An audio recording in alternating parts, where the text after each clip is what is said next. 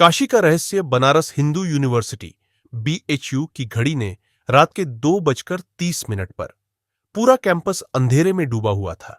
ज्यादातर छात्र गहरी नींद में थे, लेकिन साइंस फैकल्टी के दो छात्र संदीप और अजय आज रात एक रहस्य की खोज में निकले थे। तुमने सुना है? संदीप ने फुसफुसाते हुए पूछा। अजय ने सिर हिलाया। हां, कई लोग कह रहे हैं कि बीएचयू के पुराने एरोड्रोम के पास कुछ अजीब हो रहा है। रात में वहां अजीब रोशनी दिखती है और कुछ लोगों ने वहां साए देखने का दावा भी किया है। पिछले कुछ हफ्तों से बीएचयू में अजीब घटनाएं हो रही थी। कुछ छात्र गायब हो चुके थे और उनका कोई सुराग नहीं मिल रहा था। सभी चर्चाएं पुराने एरोड्रोम की ओर इशारा कर रही थी। एरोड्रोम में छिपा कोई राज उस रात संदीप और अजय साइकिल लेकर बीएचयू के पुराने एरोड्रोम की ओर चल पड़े। वहां पहुंचकर उन्होंने देखा कि एक धुंधली आकृति किसी चीज के साथ झुकी हुई थी। वो कौन है? अजय ने फुसफुसाया। जैसे ही वे करीब पहुंचे, उन्होंने देखा कि वही आकृति कोई इंसान था, जिसका मुंह कपड़े से बंधा था। कोई मदद करो, उसने फुसफुसाते हुए कहा। वे दोनों चौकन्ने होकर आगे बढ़े और उसकी रस्सियां खोल दी। वह आदमी कांप रहा था, उसकी आंखों में डर था। तुम कौन हो? संदीप ने पूछा। मेरा नाम राकेश मिश्रा है। मैं एक पत्रकार हूं। मैं यहां कुछ खोजबीन करने आया था, लेकिन उन्होंने मुझे पकड़ लिया। किसने? राकेश ने गहरी सांस ली और कहा, जो लोग बीएचयू से नरिया गेट के पास रेलवे टिकट रिजर्वेशन ऑफिस तक एक गुप्त सुरंग का इस्तेमाल कर रहे हैं।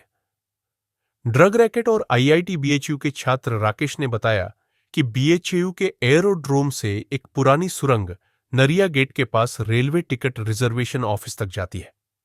लेकिन नरिया गेट और एरोड्रोम की दूरी तो 2 किलोमीटर है। इतनी लंबी सुरंग?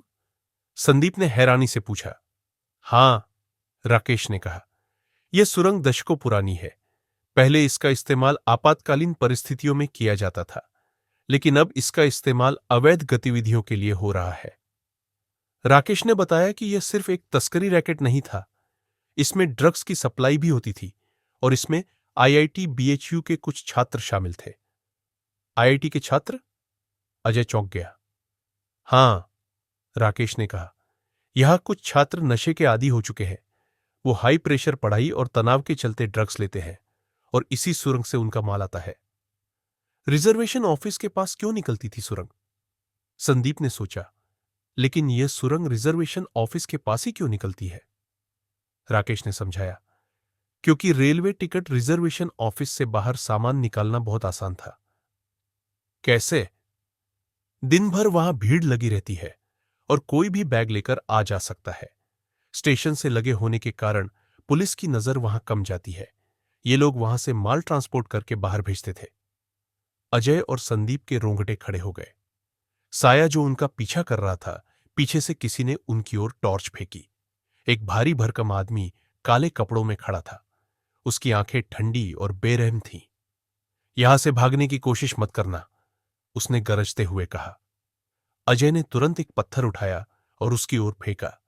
संदीप ने राकेश का हाथ पकड़ा और तीनों सुरंग की ओर भागे। सुरंग संकरी थी, अंदर अंधेरा था, लेकिन दूर से नरिया गेट की हल्की रोशनी झलक रही थी।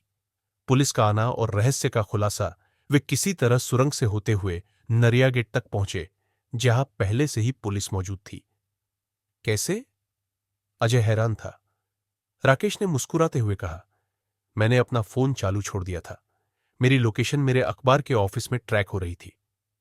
पुलिस ने छापा मारा और गिरोह के साथ 2 प्रोफेसरों और 3 आईआईटी बीएचयू के छात्रों को गिरफ्तार कर लिया।